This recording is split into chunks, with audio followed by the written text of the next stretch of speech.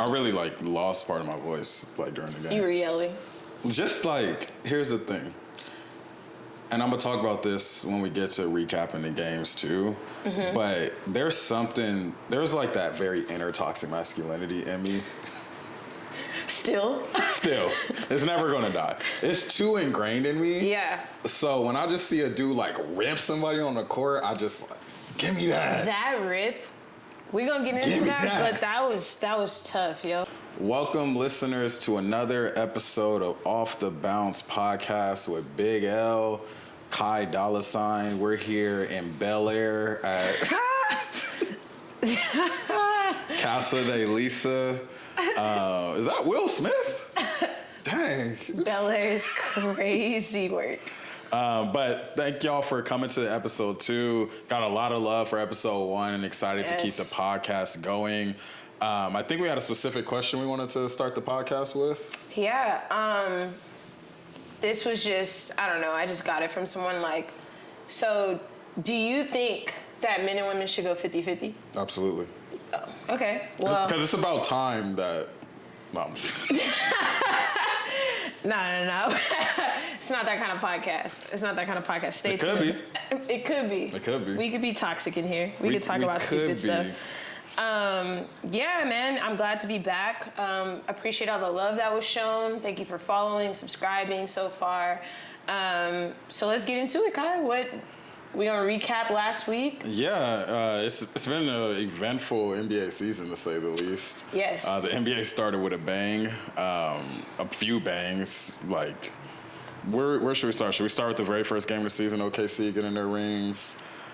Rockets versus OKC. Yeah, we can start wherever. Let's do Houston OKC because that was a nail biter. Double OT to start the season. Double OT. Shea started off horrible. He only had 5 points in the first half. That's what I have here in my notes. Ended with 35 big ones, which is crazy. What else did you see? What else did you notice for first game? I think Şengün threw on his Dirk Nowitzki jersey for a bit and I hadn't drafted my main fantasy team when we recorded the first episode, but when we get to fantasy corner, I'll go over more team. But I have Şengün on my fantasy team, so I was closely following. I'm seeing him dribble up and just pull. He got the post fadeaway. I'm like, oh, you arriving different this season. Yeah. If y'all can't hear, we have a special guest in the audience too. Yes. But yeah, Şengün, looking at his stats here, he had 39, 11, and 7 on 12 of 24 shooting. He was 5 of 8 from 3. Something that I noticed about Şengün that I really enjoyed watching his game, very Joker-esque. Does a lot of his work in the post. Does a lot of it because he's a huge threat in the post. I saw him, there were a couple of times where I saw a lot of leak outs to Amen in the corner. Amen didn't knock it down. I'm a big fan of yours. You need a jumper. But nonetheless, he opens up the game in the post a lot. And there were a lot of high where he would start at the top of the key, and that would open up the offense as well, especially because they don't have a point guard right now. That was something that I thought Şengün brought. That he basically needs to be their point center. Yeah, honestly. Him bringing the ball. I saw him bring the ball up a couple times. I saw KD bring the ball up a couple times. Amen. So they're trying to find it. They're trying to find the point guard position. But what did you think of KD's performance? KD's so cold. Just first and foremost, I think we joke a lot about Kevin Durant, the Twitter stuff and his hair, whatever it may be. Mind you, he did not have a lineup. But it's because ball is life. No, he really loves ball. Did you see the video of him, the person handed him the baby? Yeah. And he didn't know how to hold the baby? And I was like, that's because... It's not The Rock. That's because it's not basketball. You see videos of him in a club just... he just really, he's pinnacle, I'm a hooper. And I think it's just... His game is just ageless. I think just him as a shooter, him as a 3-level scorer, he's just so dynamic of a player to where if you don't have a point guard, if you're still figuring out your offense, it's great to just be able to give KD the ball. To rely on him, for sure. There was a moment, it was the end of the first quarter, I want to say it was 2.5 minutes left, and when I say OKC played perfect defense, they played perfect defense. Blue Dortz on him, obviously all team defense. Great defensive player. He'd be tackling them. But. He'd be a little, Charles Woodson on him, a little Ray Lewis, but, he gets it done. But played perfect defense. It's 2 seconds left on the shot clock. He just rises up. KD just rises up. Bam. And I'm like, when is he not going to be good at basketball? When is he going to slow down? We talk about Bron a lot. We talk about the longevity. KD came off of a Achilles injury and looks... You would think he never had any, time off. He missed multiple lengthy seasons. Yeah. Significant injuries, multiple different teams, being, the sole star to teaming up with Steph and them. But it's just... When you're just a hooper, you just copy and paste. And I think KD is the most copy and paste player, I can't say ever, just because I haven't thought about it, but just in terms of you throw KD on a team, you'll figure out the offense. You will. You have to. That's mandatory. Yeah, because it's just, and I think when we talk about alphas and the superstars of the league, I think that's where the difference is, because certain players, if they're not superstar level, they go to a team and they got to figure it out. Nah, you work around what KD got going. Yeah, absolutely. I liked what I saw from Amen. Amen is still looking great. I think the only thing, I was joking earlier, that jumper, he had so many open threes in the corner that he just did not knock down. Yeah. But him downhill, just going to the rim, it's hard to stop him. And I just love watching them play. Yeah. And this is another reason why they need a point guard. Yeah. Because if Amen doesn't have to worry about setting up offense too, he could just focus on defense, hustling. And we're going to talk about this when we talk about the Lakers, but I just love a player with a motor. I love a player that high motor. I love it. Yeah. I love it so Gabriel much. had a high motor. That's somebody I can think of on the Lakers. Just always. Man, Wendy Gabriel, that's a pool. It's not even that long ago of a pool, but it just feels like a pool. It's a pool. Because players that come to mind, thinking about the Lakers, your Tariq Blacks, your Jordan Hills, people that's going to muck up in there. And I think what's consistent across these rebounds. Yeah, exactly. And that was, to your point, to get back to the game. Yeah. Something that I saw with Houston is they are huge. They're a fucking problem. Yeah. Because of how big they are. Yeah. But because there is no point guard, they can't optimize this. You need this somebody huge to set lineup. everybody up. Right. And you need somebody who could do that without being food, because they do have Mr. Shepard who came into the game. Yeah. And he can't guard most people. Yeah. Especially not Shea. Yeah, and he was getting hunted. When he got, and Shea's already a foul hunter, right? I hate saying that because I love Shea's game. Shea, I don't think you're a foul hunter. You play how you play. But I don't feel like calling him a foul hunter is down, because you're not saying he's a free throw merchant. But players that seek out contact, seeking out, I think, it's just smart basketball. Casuals we get into that whole thing, his game's nasty because he only gets fouls, and I'm like, he also, though, a statistic is he drives the most in the NBA. And even on top of all, he gets to a spot. Yeah. And the most elite basketball has getting to a spot is key number one. That's why people equate it has to be a three, mid-range is a bad shot. Mid-range is a fantastic shot for Shea. It's his bread and butter. There were so many times where I saw him get to the elbow, pump, gets defenders up in the air. They're scared he's gonna make they're scared he's gonna make the mid-range. They're scared he might do something else, pass out of it, cut. And he got so many defenders up in the air, and that's how he got to the line. I don't mind it. I think it's good basketball. A lot of people, I've had conversations, they're like, I hate that. I hate the foul, the foul seeking, and I'm like, it's hoops. And he drives a lot. Yeah, it's hoops at the end of the day. And are there some clips of Shea where it's okay, you really flopping to get the foul, sure, but most superstars are going to find those clips. Yeah. But it's not the one that pissed me off the most, and we could get back to contemporary NBA, but when James Harden was hooking people with his elbow, that's the stuff I didn't like. Literally the game where the Lakers had to guard him like this, You already know what I'm going to say. You know I can't stay. I know, but I have to bring it up. Just because that was so... You just see him hooking people. Yeah. I hate that. Shea doesn't nasty. do that. That was nasty. I think Shea has a little bit more... respect. Yeah, for the game, for sure. But yeah, I thought Houston is young. I think KD is a good addition to the team. They're huge. Double overtime was exciting. Shea ended with 35. I think without Jalen Williams, they don't have a strong third option. Chet went off. Chet had an amazing game. Great game. He came out just running the floor, just confident. He looked really, really good. Yeah.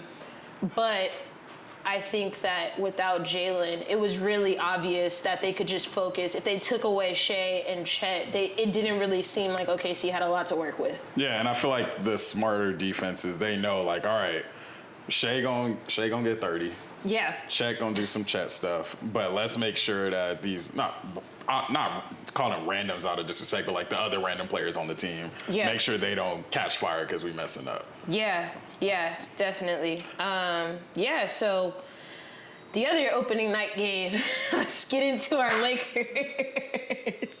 I will say, we're recording this after game 2, so I'm happy that we got a win before we recorded this, because this is going to be a different podcast. Yeah, it would have been crash out episode. Yeah, just crash out all 4 corners. Yeah, man, opening night. And I will say, I tend to go into opening night with a lot of excitement, but low expectations, because the Lakers historically never start our season off with a good win on opening night for the last, 20 years. Yeah, we're not new to this. We're true to this. I was like, I'm not going to get excited. I got to see what they're working with. I don't know what these men are up to. It's an assessment game, and I feel like I'm going to get into the post game before we get to the real game, but the one thing I was dreading most is the discourse. You got Warriors fans, Lakers fans, and then the LeBron melodrama of it all.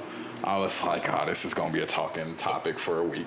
It was an annoying first game. I think, too, with that's a great point to bring up. I think, us playing the Warriors our first game, a well-oiled machine. Yeah. You got Steph and Draymond that know where they're at on the court. Their chemistry is beautiful to watch, except when they play when they're playing us, yeah. And watching that game, I've always liked Draymond. I know he is, a controversial player in the league, but dude's IQ is high. He works so well with Steph. What we not gonna do as Basel fans is lie on Draymond Green. We're not. Defensively, just elite defense. That dude's mind is insane. Basketball IQ, he knows where his teammate's supposed to be at. Elite. Yeah, and it was shown again. He knows where Steph likes the ball. He knows how to set the picks that get Steph open. Some of them illegal. He makes timely shots with his backpack on. You know how he shoots his threes. I will never get out of my head when somebody said that he shoot like he got it. Then somebody... And this wasn't even an AI video. They did video editing skills, and they edited a backpack on it while he shot. Yeah. Can never get it out of my mind. But I think Draymond's also a good example of what we were just talking about with Shea and Chet, to where LeBron ain't in the game. So Vando, you gonna have to score. Yeah. He was like, y'all gonna have to beat us. He was also, he's very disrespectful in that way of knowing the scouting report. Oh, absolutely. Oh, so Luka, you're gonna score. You're gonna get 30. You're gonna get yours. AR, we can maybe kind of stop you, but you're going to get yours as well. What else is the rest of the team doing? He be telling people that's not your shot. No, seriously. And Aiden didn't look confident that first game. I think he was still trying to get his feet wet with the team. Jimmy Butler had 16 free throws. It's unacceptable. That was the biggest takeaway for me, is that he had 16 free throws. We had a ton of turnovers. We missed a lot of free throws on our end. Missed a lot of free throws, the turnovers. It was very opening day, bad preseason, bad training camp. Because you could just tell that the team wasn't on the same page. And you go up against that with just the polar opposite of, like we said, Steph and Draymond. But even the consistency from their team last year, because I think in terms of players that were added to the rotation, probably just Al Horford. What was I saying? Oh, yeah, just thinking through with Golden State. They add Al Horford in the offseason. Which is a great addition. Great pickup, especially just because they only need him to play like 8 minutes. Yeah. And if he's rolling it more. But I think just the consistency when you know your core nucleus of your team. Obviously, they had the Kuminga saga over the summer, but at the end of the day, it's still Steph and Draymond. It's still your role players hitting threes and just being in the right spots. And they came out with more energy and more camaraderie than the Lakers did, and that's we got beat. But I thought with the way the game was going, I thought we was going to be like blown out, no contest. We only lost by like 10. Yeah, I think that the biggest thing that I noticed was that we did rely heavily again on Luka for offense. Also, to his credit, he did play defense. He did play defense. And real quick, there's worse guys to rely on for your offense because I got my prediction almost spot on because he dropped 43. I'm going Lake Show. I'm going Lake Show. I think Luka has a 30 ball. I think he dropped at 44. Talk to me nice. I think Luka is gonna open this. We gonna get one of those like talking to the crowd Luka games. Yeah, like where he learned a new curse word in English. I'm skinny. I worked out this summer. I'm back. Yeah. I'm coming for y'all. I think we get in a huge Luka game. I'm predicting, and y'all can. I'm gonna be. If I'm wrong, let me know. He giving us 44. Okay. With 7 threes within that 44. Okay. I'm not against that. 9 assists. Okay. 8 boards. 44, 9, and 8 to open the season. Yeah, he was hooping. I think that was the biggest thing that we just looked. The worst part of it, I think that where we lost the game was transition defense. Yeah. Every time, because Draymond is an outlet passer. He's always looking down court. There was so many times where they beat us down where we're lollygagging on the other side, and Draymond's already up. They're already up the floor scoring on us, and that felt like a majority of the points just from the eye test. I can't say it statistically, but like just looking at it, it was. And I know it was the first game, but the perimeter defense was ass. It's just we weren't on the same page. You could tell that it was ass. People weren't on the same page defensively. You could even see it in some of the body language. Like I think there was a play where I saw like Marcus Smart like throw his hands because like where y'all at? Right. People not boxing out. People not knowing like where they're supposed to be on the court. And I think that's all just indicative of like they need time to gel and they need to get those reps in. And I think of course your new players. Staples Center. I'm not gonna call it. Yeah, call it what it is. Staples Center has bright lights, literally and figuratively. Yeah. And I feel like you throw in that Laker jersey on for the first time, and you know Aiden comments already was talking about trading before the regular season even started. Yeah. Laker fans are a different breed of ruthless. Yeah. So I feel like there's that added pressure to like try to be the best that you can be, and sometimes that pressure. Crumbles you. And mind you, this is very hyperbolic to talk about game 1 of the season, but it just looked like an adjustment period. Then you throw on top of that, when things aren't going right, then everything else is under a magnifying glass, because getting into the LeBron of it all, like I did notice that he looked very stoic during the game, but the think pieces that followed. I'm gonna stare at the camera. I'm so tired of the LeBron narratives, like, the man is hurt. Let him sit on the bench. If he doesn't clap, oh, well, we were losing.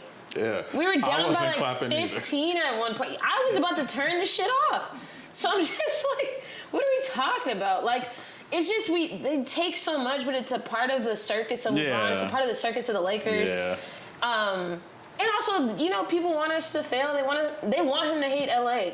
People that don't like us, don't like the Lakers, they want him to hate LA. So the think pieces were gonna roll regardless. LeBron's probably thinking about his next major movie.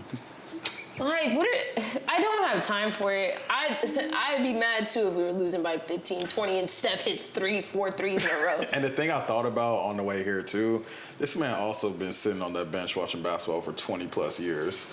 After a while, he probably just like, all right, this is game 1. He think about that wine. He think about that Lobos. You know what I mean? On me though, if I had LeBron money in house and I'm not even playing, I can watch y'all on TV. Y'all know my heart. Listen, and it's opening night. How many, like you said, how many opening nights has he been a part of? This is also his first opening night that he's not played in. Yeah, so I think a lot of pomp and circumstance are just like not there. But man, it was just annoying. Rizzo, you got thoughts on Bron? She's got some takes. Right. Fuck 'em. But yeah, just like, it was just so much of a conversation that you wouldn't think anything else happened that night. No, it was, we focused, the talk about Bron and non-basketball things was irritating, to say the least. That's why I didn't even want to get into it, because it doesn't bother me. Yeah, I get you. It doesn't bother me, but we do have to address it, whatever. Yeah. I do want to talk about some things that happened, thinking about other teams' first games. I tweeted this out, but I fully understand the Luka Doncic trade now. Because, one, we got Luka, but two... Are you saying you understand it from our perspective? The Lakers' perspective? I will never understand it from Dallas's perspective. Shout out to Nico. Hey, Nico. We need to put his jersey up in the roster. I might Photoshop a Nico jersey right here. So yeah, I will never understand it from Dallas's perspective. Shout out Nico. I don't want you to be fired. Think you're great.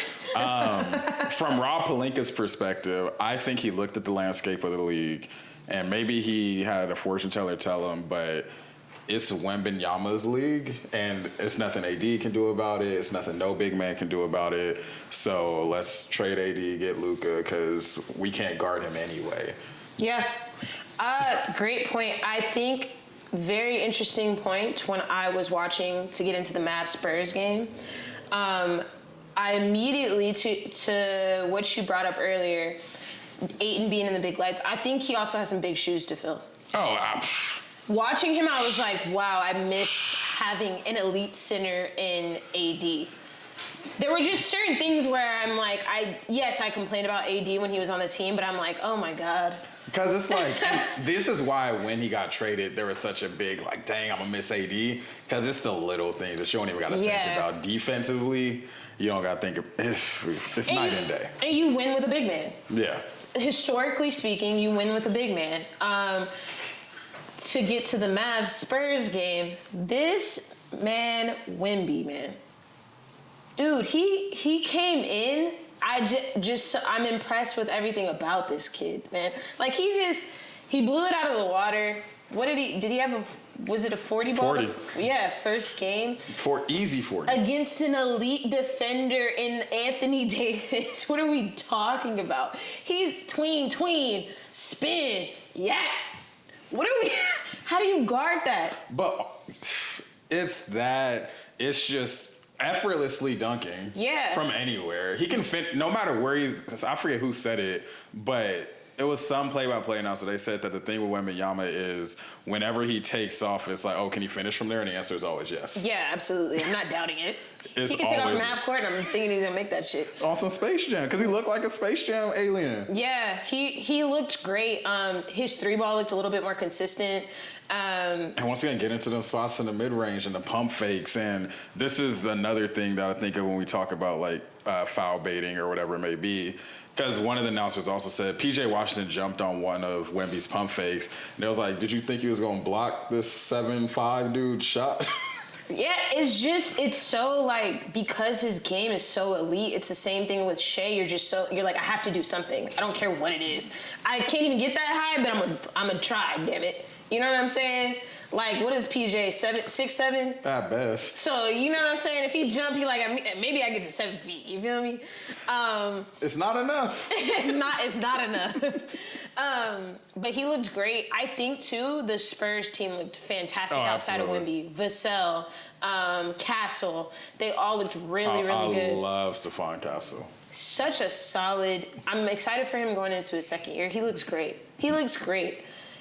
So I think that Spurs team is going to be really exciting to watch. They are a force to be reckoned with, because even when Wemby wasn't necessarily the focal point or the minutes without him, it wasn't a huge gap. So it looks like they're a pretty, and again, like I said in the first episode, the Spurs know what they're doing. It's a great franchise. And this is without De'Aaron Fox playing, without Sochan playing. De'Aaron Fox, yeah. My early season hot take, I think they should trade De'Aaron Fox. Oh, say more. Just because you have Wemby. Yeah. I say get everybody out of Steph Castle's way. You got Dylan Harper backing him up already. Yeah. Get some pieces with De'Aaron Fox or future picks. Give Wemby a future superstar to play with.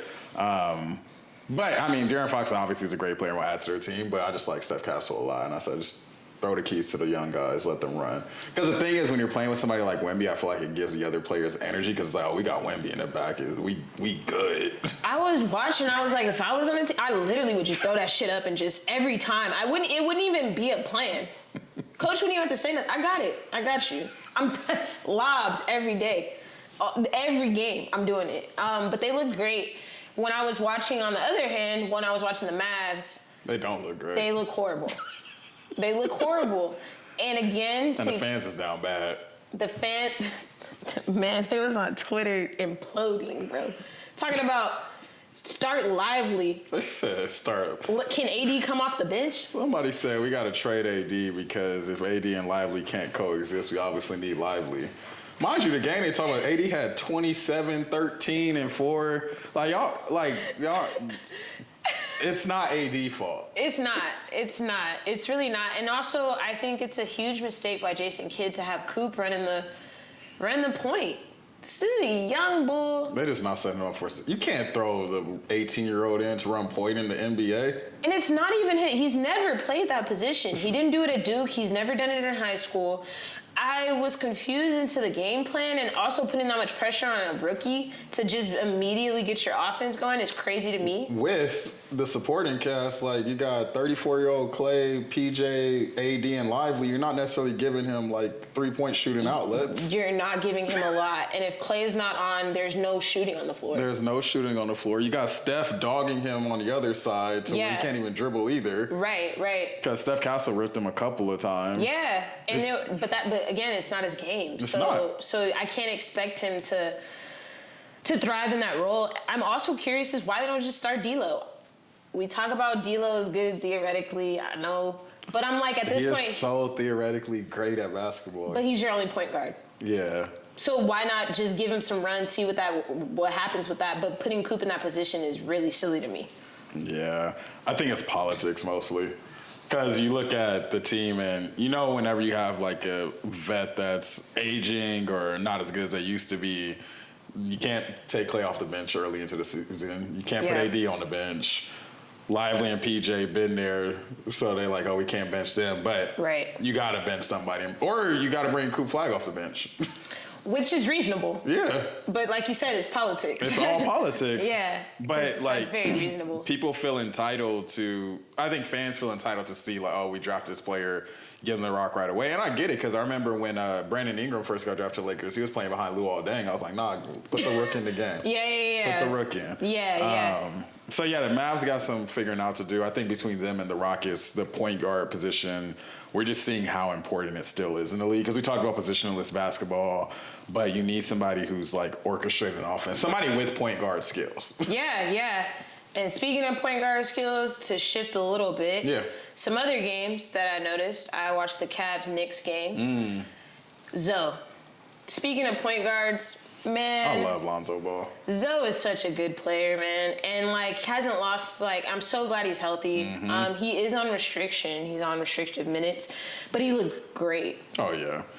Defensively, he looked good. He was rebounding the ball really well. And just moving. The thing I love when Zoe's on and just watching him in general, but the way he just gets the ball moving. Yeah. Because they always talk about the ball finding energy, and that's what point guards do. They're organized people. They know who's hot, who's not. Yeah. Yeah, I love that Lonzo's back playing basketball, like you said, on a minutes restriction, but contributing to winning basketball. Yeah, and again, the point guard position, I was watching Jalen. It was just the way that the NBA is shifting a little bit. It's a lot of ISO, like you said, positionless basketball. But the Jalen is a prime example of what a good point guard could do for your team. Because, again, without him, I don't know what the Knicks are. It's real chaotic over there. It's just Timbs and hard hats. Yeah, exactly. And, the point guard position is lacking on a lot of teams. And I'm so glad that we have Marcus Smart. We don't get to Marcus Smart. I got one more non-Laker game I need to discuss. I don't think it's on the list or not. We talk about people improving their jump shots. Aaron Gordon, 50 ball. How could I forget? 10 threes. We were talking about this of like the fact that he even added that to his game is gonna take the Nuggets. But it's not even just adding the 3-point. He added an elite 3-point shot. The man was not missing. I watched it live. The shit was crazy. The shit was crazy, bro. And then they were going under the screen. I'm like, bro just hit 5 threes in a row. Why are you still going under it? Disrespecting this man's shot, but he looks great.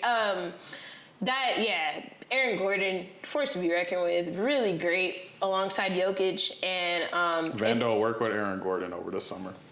Who was his shooting coach? That's what we need to find. Who was his shooting coach? Whoever he is, Vando, get in the corner, shoot 1,000 threes, because you airballed your first one that I saw in the first game. I saw it too. And you said you worked on it. It's not enough. You said you worked on it. I love Vandy, but if he adds that to his game, that opens up another pocket for the Lakers. But yeah, Aaron Gordon, what a performance. Just sucks Steph was on the other side. Where did he pull when Dre gave him that last three that basically sealed the game? I don't even know how many feet he was back. Steph is 37? Something like that, yeah. What do you do to a 37-year-old that could still shoot like that? And something that I love about Steph, when I was watching that game, his off-ball movement is so hard to guard. I think that's the hardest part of it. Yeah. Because it's certain players, they don't got the ball, you can breathe a little bit. That's when you got to lock in. As soon as Steph give up the ball, it is a sprint. You got to bounce through all these moving screens and getting shouldered by Draymond. Then he catch the ball and give it up and run it, just constant in motion. You remember that clip of Deladova when he's on the bench and he's like, because he was so exhausted because of how hard he was running after after Steph. And that's when they had Clay too. In their prime, you got to watch. It's too much. And they both are really good off the ball, but there's some Steph. We're talking about stamina and high motor. That man does not get tired. He's constantly moving. Even if he doesn't get the ball to the point that you're focused on him, that opens up stuff for Draymond. Steph reminds me of like a Ray Allen off the ball, Rip Hamilton. Hated Ray Allen off the ball. Yeah, too. Rip Hamilton off the ball. And this is where like when people talk about like people as athletes, but just because Steph ain't windmilling, he's not an athlete. You know how much energy. It's tiring and maybe not get the ball. Yeah. And then you got to go on the other end. Just doing it just so somebody on the team get the ball, then go play defense after. Crazy. So, it was a fun game. I really liked what I saw from both teams. Again, the Warriors are a team you love to hate. Love to hate.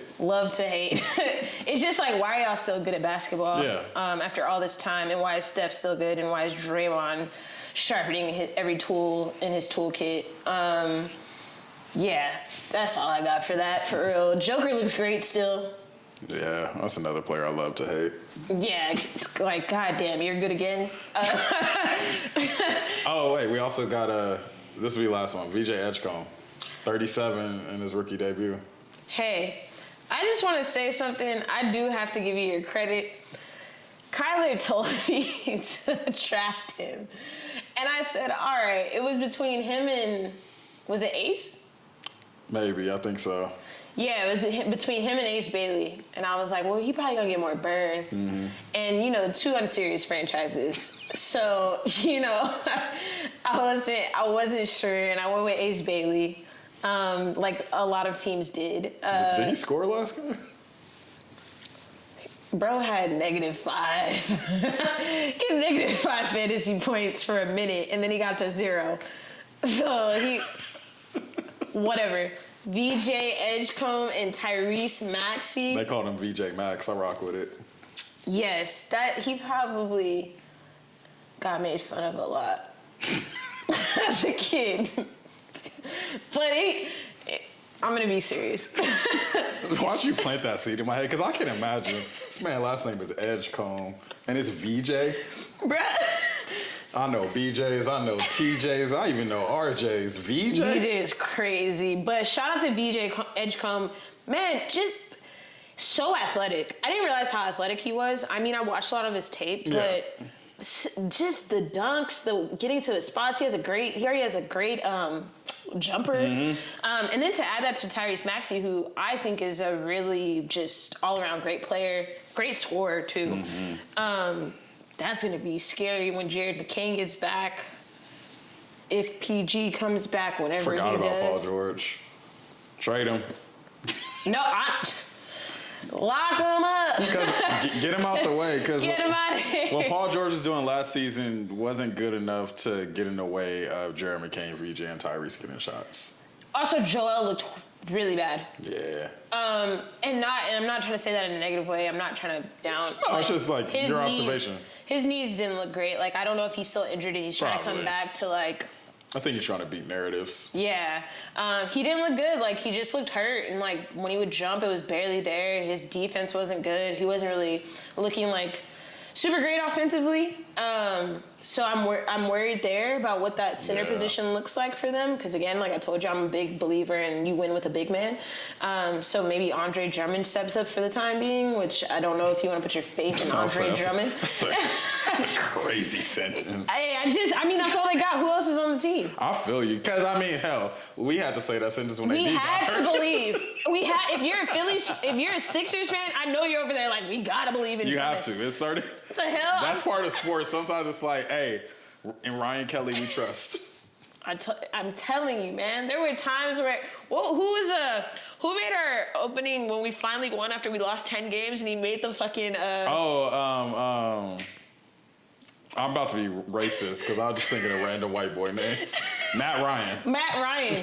Hell yeah, I'm rocking with Matt Ryan because he rocking with us. You know what I'm saying? Man, you had Laker games like, oh, he needs to start. We were so desperate for shooting. We wanted Matt Ryan to start. But right, so when you have a person on your team, you just gotta go. You're rocking with him till the wheels fall off. I think if Drummond is your next man up, you're going with the next man up. Yeah. That's it. That's all I got. I'm not saying any more, any less. But I think that's also why, like, I will forever be a team first fan. Like, I'll never turn into one of those that's like, oh, I'm following specific players. Like, I like to follow players, but I'm rooting for the team. Yeah. And always. Who was I talking to? It was somebody, it's always somebody like that. I was at my friend Sabrina's house, and her dad was like, oh, you a Laker fan? I was like, yeah. He's like, you like LeBron now? I was like, yeah. You're on the team. I like the best player on my team. Right. He was like, nah, you ain't no Kobe. I'm like, all right, man. Yeah, there's a lot of people that ain't Kobe. Like, we want to name a few. But it's like, I don't. AD not Shaq. He got the Lakers on his jersey. He put on for us. I'm putting on for him. That's all I care about. Yeah. And I shouldn't have to explain why, like, at worst, the fifth best player of all time. At the absolute worst. People sitting here, I'm like, we have the leading scorer of all time on the Lakers, and you want me to have beef from when I had beef back in 2010? I'm 30.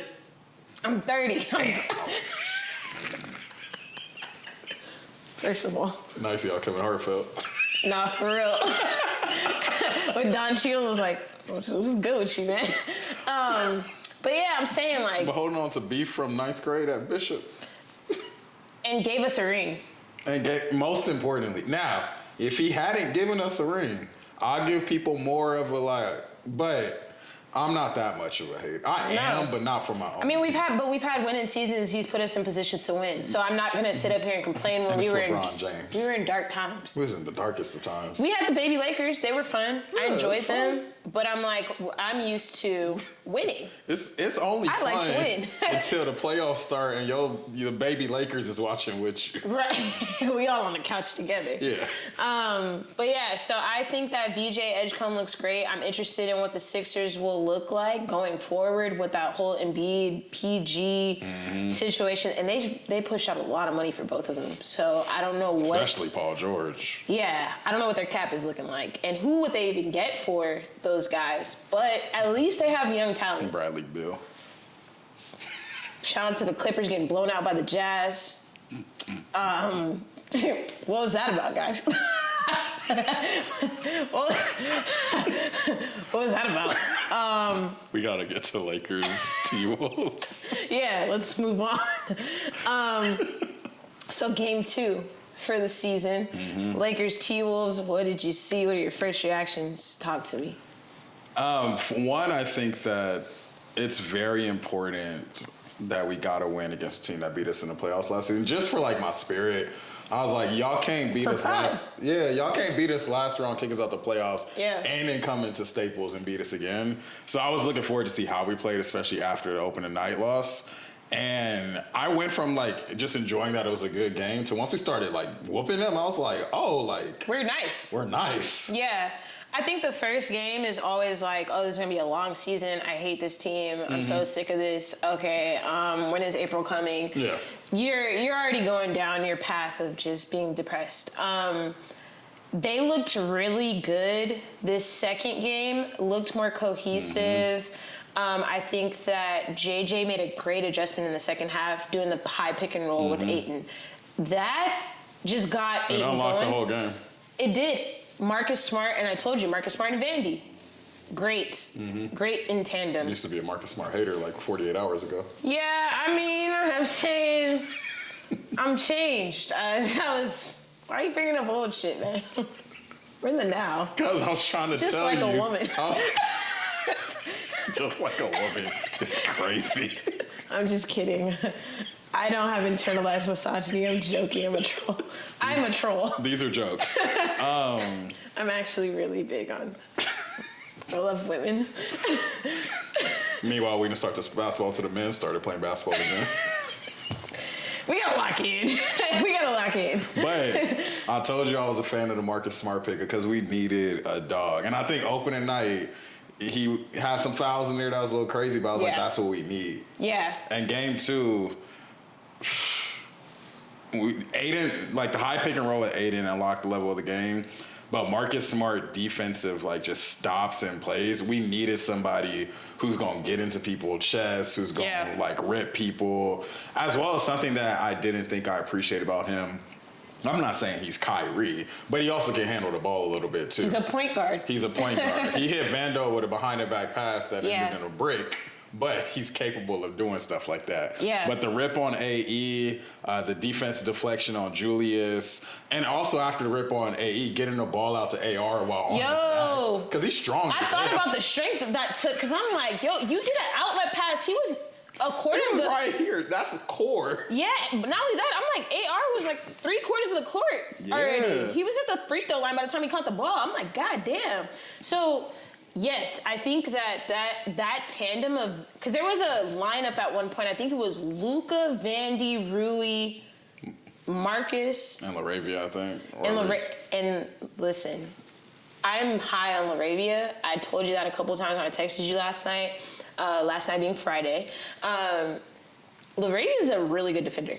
And just, I think it goes back to activity and energy. Like, he's constantly moving. Even if he's not getting a side, he's in the right place defensively. And he was, like, switching on to and guarding Anthony Edwards at times. And not fouling, most importantly. I was going to say, I wanted to pull up the statistic. I didn't have time. But I wanted to know how many times when LaRavia guarded AE did he miss? Because I felt like every time that he got switched on to him, AE felt like he had food on his plate, and he really didn't. Because there was a time where he got to the elbow, I saw him pull up, LaRavia played it perfect, he missed. And I don't know if it's the height or just the the physicality he had on him, but every time that I noticed LaRavia was guarding AE missed. I'm curious what the stat is now. Yeah. I'm about to look it up. So I think he should get more burn. He looked great. Yeah. I actually think after the second game where we looked really good, the sky's the limit for the Lakers, and I don't think that we're as far off from the championship aspirations as like we mess around about. Yeah, and I think all of this, especially without LeBron James playing.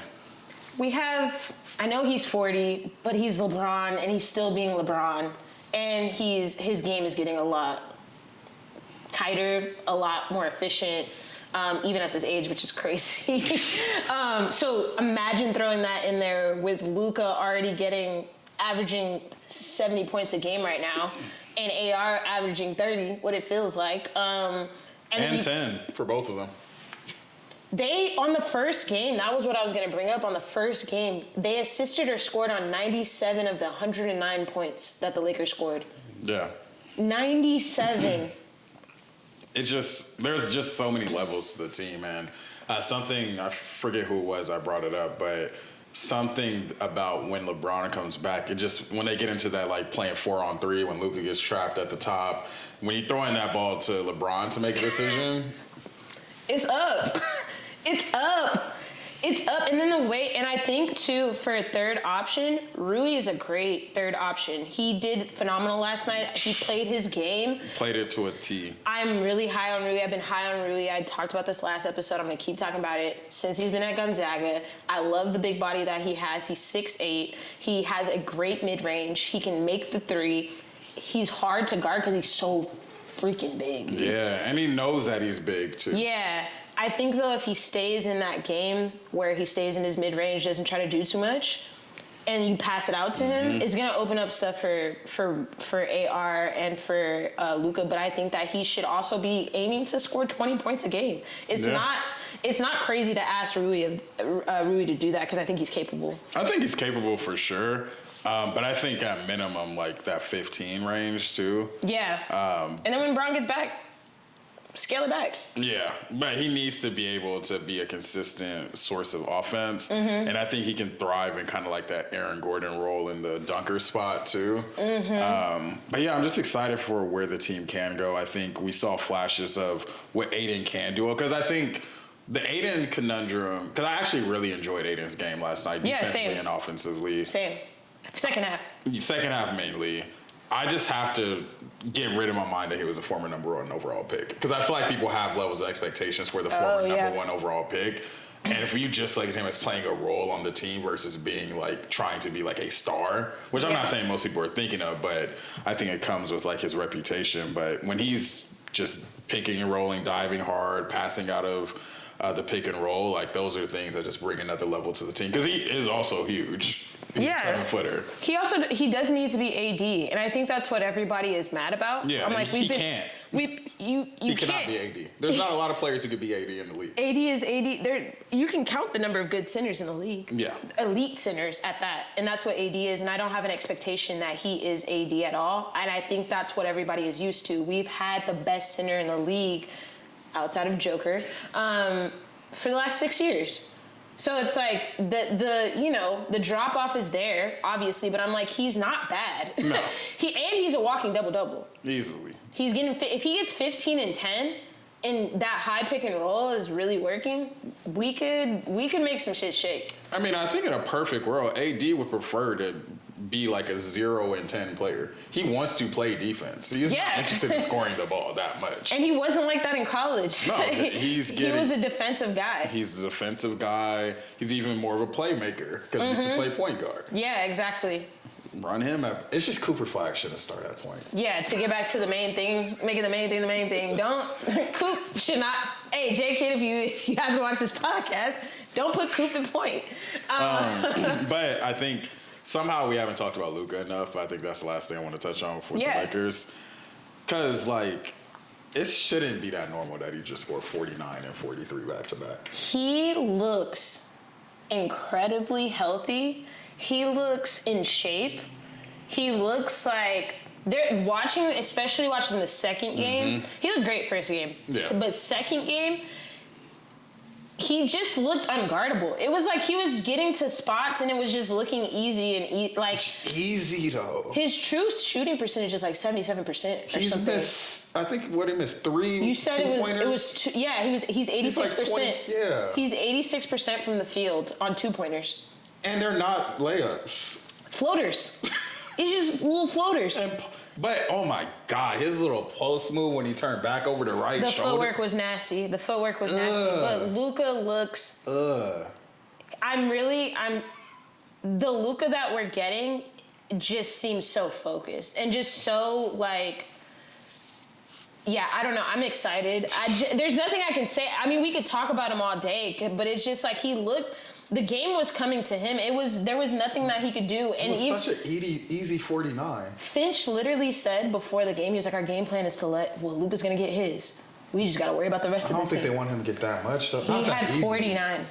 And he tried to be more of a playmaker the second half. Because he had 30 at halftime. Yeah, he sure did. And so 49 points to end the game. He has 92 points. Being guarded by Jaden McDaniels and Anthony Edwards. These aren't scrubs. With Rudy Gobert in the paint, who I hate, but he could block a shot. Yeah. I was also going to say something that I loved about Luka's game last night. He got Jaden McDaniels into foul trouble early. Because Jaden McDaniels was out 4 fouls, I think, the top of the middle of the second. Yeah. And I was like, that's exactly what we need. Best defenders out. Yeah. And they were running through defenders at some point where they couldn't even, it was hard to keep up with.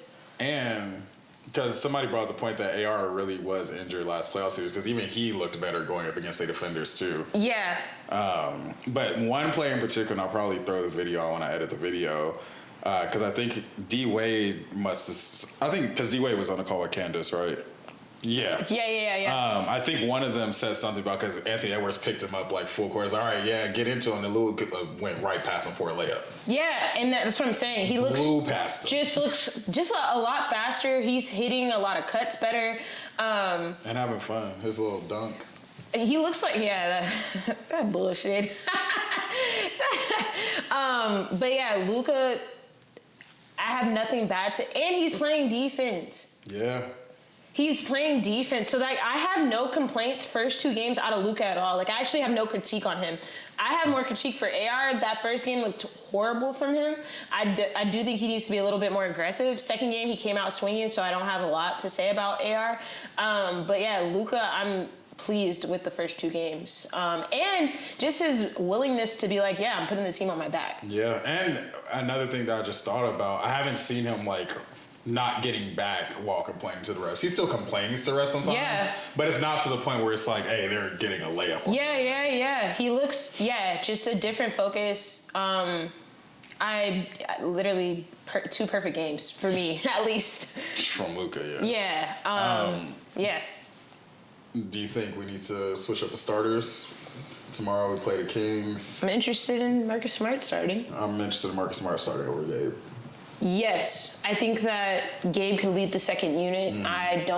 And since we're already kind of offsetting the AR and Luka, if you want to keep one of them in the second unit for some time, 5 minutes, do that. But I think Marcus Smart should start over Gabe Vincent. He's not doing a lot. He's small. Yeah, he's small. Well, to Gabe's credit, I think he plays much better defense than he gets credit for by the masses. Because he's in spots, even like in the post, he's stood up Anthony Edwards a couple of times. Yeah. To where he's at least trying, but at the end of the day, he's 6'2". They're still coming up, but there were a lot of times where he's on bigger guards, they're shooting right over him. And it's not, like you said, he's 6'2", he can't do anything about that. I think to start, we shouldn't be fighting with these guards, especially on the perimeter. Because then we get into slow starts. Exactly, and luckily we had that turn, and that's when we had that turnaround. We had the bigger guard in Marcus Smart, more aggressive defensively with him, and then that changed the whole tide of the game. We ended up winning by 19-20, and so I think that we should change the rotation. Like I said, the highest value in the lineup was that LaRavia. I'm not saying we should start this, but just looking at more of those. It's the lineup data. You want like the 5-man groups that like they get you leads, they keep leads, they extend leads, and Yeah, I think we have the right glue players. So who do you think should start? Marcus Smart. While LeBron is out, I would go Luka, AR, Smart, Rui, and DeAndre Ayton, because I think you need and Marcus Smart's not 6'8", but just somebody who is bigger, who plays bigger, and just toughens it out up there, because I think that alleviates some pressure off of Luka and AR. Still another playmaker in there. Yeah. But as we know, it's all about who closes games anyway. Yeah. But I would like to see what it looks like with Marcus Smart starting, especially because we play the Kings next. So that means we going up against Sabonis, DeMar, Zach LaVine. Bigger, and DeMar, we can't put Gabe Vincent on DeMar. He'll have the mid-range game of a lifetime if we put Gabe Vincent on DeMar. So yeah, it's bigger. I think we should be more physical, and he brings that physicality and aggressiveness that we need. Yeah. So I'm interested in what that would look like. I don't know if JJ's gonna do that. He really believes in Gabe Vincent, but I do too, Gabe. I like you, Gabe. Shout out to UC Santa Barbara. Shout out to you. UC system in the house. Right. But we're doing all this without Maxi Kleber. We can't judge this team fairly until Maxi Kleber is back. Stretch 5. Just saying. Just saying. Jackson Hayes. Yeah. We don't know what this team looks like without Jackson Hayes. And to end that point, to end talking about the games, because I do want to talk about Chauncey Billups. Dun, dun, dun. But I do think the next move is just a 4 or a backup 5. Mm-hmm. An elite 4-5, stretch 4, stretch 5. That would really put us in a better position. I like Jackson Hayes, super athletic, just not big enough. He's not strong. She likes Jackson Hayes on the court. On the court. Just to be very. Let's be specific. Yeah. Surprised he's still on my team. Yeah. But and that is being serious. Yeah. On the court, very athletic, but he's not what we're needing in terms of defensively. He's just not big. He doesn't have a lot to offer in the offensive set. Yeah, he where gives you're us scared. That vertical spacing, but we need a bruising big as a backup, I feel. Yeah. So who knows? We got buyout market later in the season. Lori Markkinen. Maybe. We're at our quota. We are. There was a point where there were 3 of them on the court. I was like, what's going on right now? But to get into news around the NBA, it was a crazy first week, to say the least. And mind you, I know you was asleep when I texted you, partially, but I wake up, going to work, it's 6:30, I get the notification, Terry Rozier arrested as part of gambling scheme, Chauncey Billups arrested. I'm like, by the FBI, I'm like, oh, it's on. Yo, they got hit with the NBA RICO. So if you're living under the rock with Patrick Starr, Chauncey Billups, former head coach of the Trailblazers. Tiago Splitter. That's how I found out Tiago Splitter was an assistant coach in the league. I was like, good to him. Last time I saw him, he was getting demolished by LeBron James in the finals. Shout out to Tiago Splitter for that impromptu promotion. What the fuck? You're the most important dude at your job all of a sudden. But they got arrested last week in connection with larger illegal gambling and inside trading and betting. Brought to you by FanDuel. We should put a little tag at the bottom. Fanatics. But I don't know how much of the details. Did you read a lot of the details on what they uncovered? No, so I didn't really get into the articles. I was really watching, mostly reporting. Just to give a little bit of an overarching thing for the listeners, in terms of broad brushstrokes, I'm not going to recap every single detail, but from the Chauncey Billups end, there's Chauncey Billups, there's Damon Jones, there's Terry Rozier. Damon Jones being one of LeBron's friends. Chauncey Billups was part of this gambling network. They would invite people to these high stakes poker games, and they're using all types of cheating stuff. They apparently had colored contact lenses, cameras, X-rays, microchips in cars. I was like, I didn't realize the game was like that. Yeah. But also there's this exchange of like inside information to where Damon Jones would be like, oh, LeBron gonna sit out with an ankle injury, like put these bets in, or Terry's gonna be like, oh, I'm gonna get out with an injury 9 minutes into the game. So I know the black SUVs pulled up clutch, don't play them type of games. And you know what's, I'm gonna put my tinfoil hat on for a quick second, but LeBron recently had a quote about playing with his money. I don't know if you saw. He did on Savannah's podcast. Yeah. And he was like, when he first got an accountant or a financial advisor, he was like, hey, bro, if you mess up my money, like, it's not going to be good for you. I didn't say it. Bron said it. Damon Jones playing a nasty game. I'm just saying, like, looking at the timing of the quote. Yeah. Feel like, I don't know. He was probably privy to something. Probably. Damon Jones probably hit him like, hey, man, you know I love you, right? Right. You know, we good, right? Like, you remember when we was back in Cleveland together, right? But it's funny because I talk about this in all my chats with, you know, my fantasy groups and stuff. The sports betting part, because I used to, when I was living out in Maryland, I used to bet, and one of my friends, my really good friends, he was just like, I don't bet on basketball because it's easy to manipulate. And thinking back to some of the games, I started going through my Twitter research, and fans, deep fans of the Blazers, which is crazy, deep fans of the Blazers are like, why is he taking out Avdia and Shaedon Sharpe, and we're only down 5, and they played 38 minutes, and it was like a lot of people tracking this because they're fans, and it's like, why did you just do that? And so it's like, I was thinking of that, and I'm like, damn, you're really out here scamming, and I don't understand it. You're getting paid. What does he get paid? $9 million a year? Something like it. More than Terry Rozier has like over $100 million in career earnings, and you only bet $200K.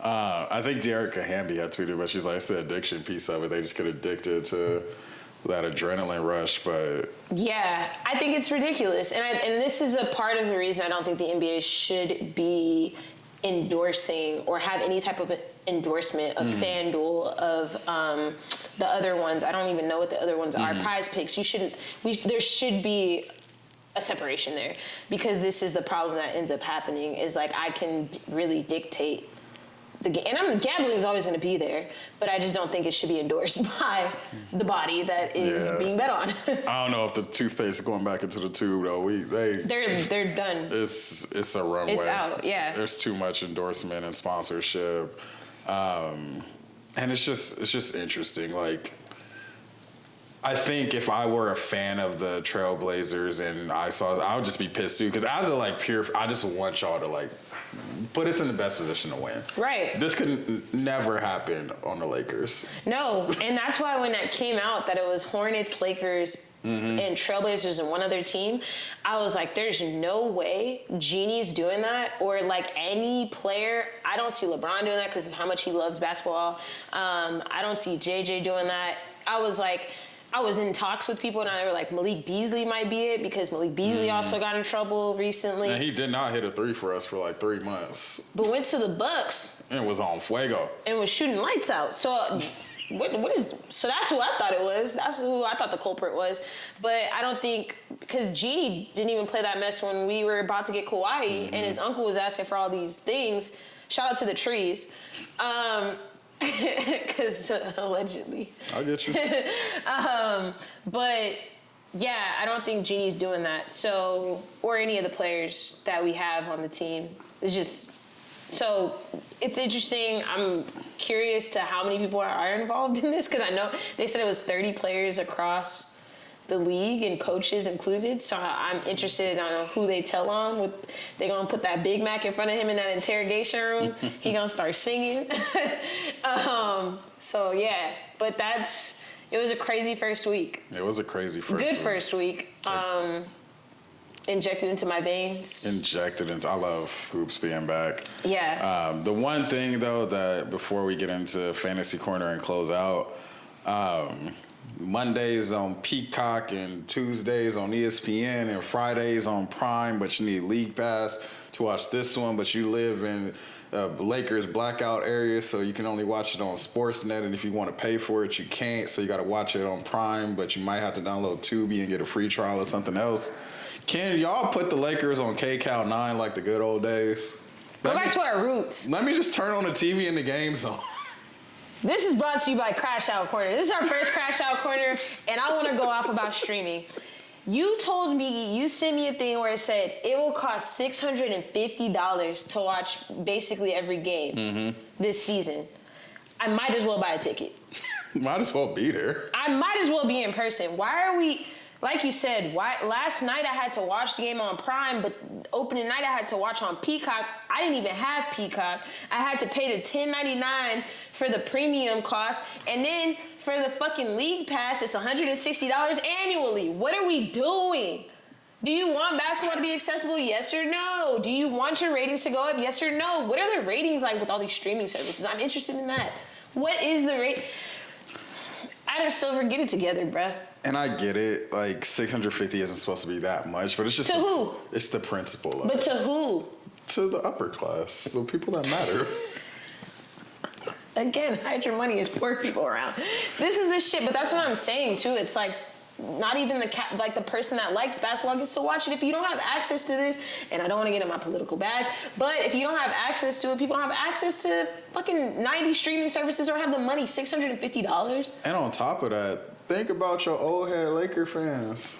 They don't even know they don't even have a Fire Stick. They don't even know what a smart TV is. They still looking through the TV guide trying to figure out where the game on. You gotta tell them that you gotta download Amazon Prime. Now they trying What's to find Amazon Prime? I thought now they trying to right now they hunting down the delivery truck. Hey, you get me to watch the Lakers? You got that League Pass on you. You're supposed to give it to me, Can I get right? one of those League Passes from you? Bruh, that's what I'm saying is the accessibility, and that's part of one of the reasons I think the ratings are going down. But it's bullshit. I hate streaming. I hate everything about it. I hate that I have Hulu. I hate that I have ESPN Plus, Peacock, Paramount Plus, MGM Plus. I have every plus you could think of. I didn't even know MGM Plus had some shit till I started watching the show. Why is there so many streaming services? It's way too fucking much. And you know what really grinds my gears? So, as you know, I lived in San Diego for quite some time. Yeah. I couldn't watch the Lakers on League Pass in San Diego because it's blacked out, because that's still their local TV market. See, and this is the other thing, I low-key miss living in DC because I watched all the Lakers I on live League an Pass. hour from you. I still can't watch the Lakers on League Pass. I don't live in Los Angeles County. And that's my thing, right? That's the other thing. I think with the spectrum separation, because I'm like, I live in the city, I have Spectrum internet, but then if I don't pay for the package, then I can't watch Spectrum Sportsnet not on the Spectrum regular package. So it's like, hey, at least change the name. Because if I download Spectrum and Spectrum Sportsnet ain't available on Spectrum. So you telling me Spectrum not on the Spectrum network that you got? I'm paying y'all for y'all's Wi-Fi. Dog. You can't just. It's not included in the package? Just send me the link. It's ridiculous. It's really hard to watch. And that's another thing I was like, trying to keep up with I will say though, elite coverage by Prime. Great coverage. The coverage was amazing. I enjoyed it. It was better than ESPN to me. I really loved Prime's coverage. I really loved Peacock. I'm glad that the NBA is back on NBC. It should be on regular television. It should be on YouTube TV, whatever your TV streaming service is, it should automatically be on there. If you want games outside of your market, that's when you pay. I'm sick of this. I want cable.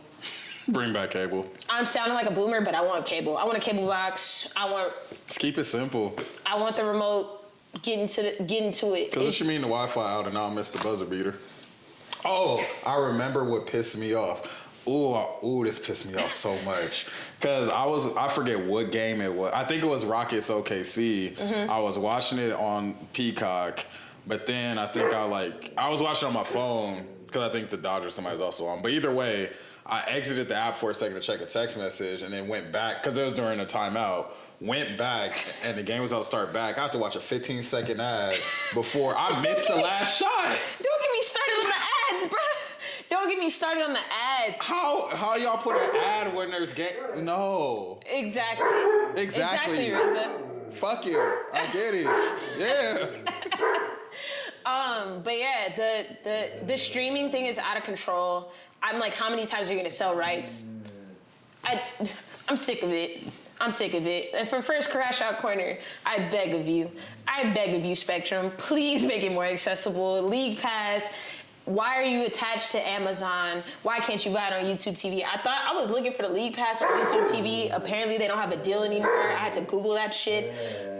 The Samsung TVs don't got the NBA app. I didn't even know that because I watched it at Tiana's house. She got Apple TV. I had to go over there to watch the... It's too much. It's too much. It is way too much. Anyways, to almost wrap this up, how did you do in Fantasyland? Oof, let's look at the fantasy. So I have 3 teams now. Okay.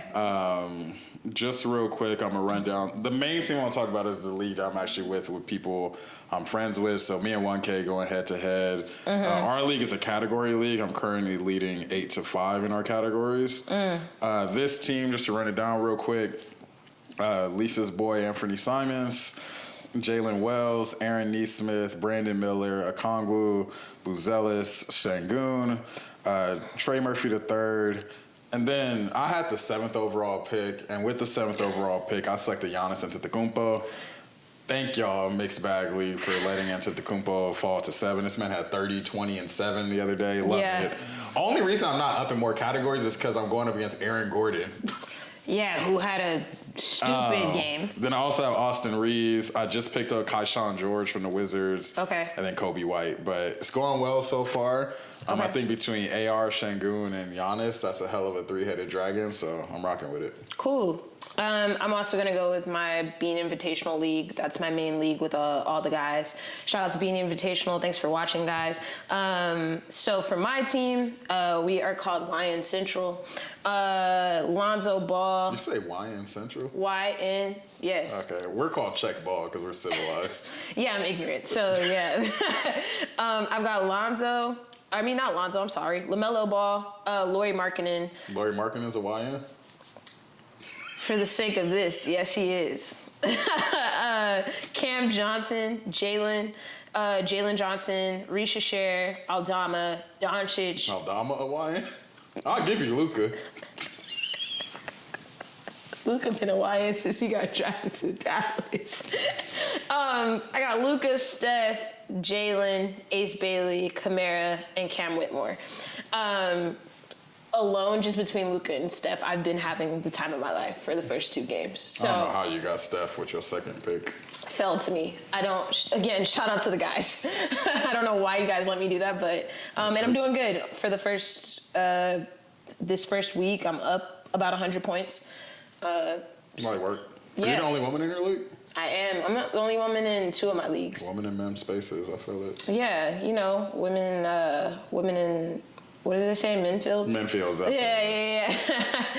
Yeah. But yeah, so we are gonna wrap up. It's a fun episode. A lot of good points. Got a lot that we went over. Got to get the streaming thing out of my system. That felt good. I think Crash Out Corner is a good segment. It's gonna be fun. We already have a bunch of topics that we're gonna get into Crash Out Corner.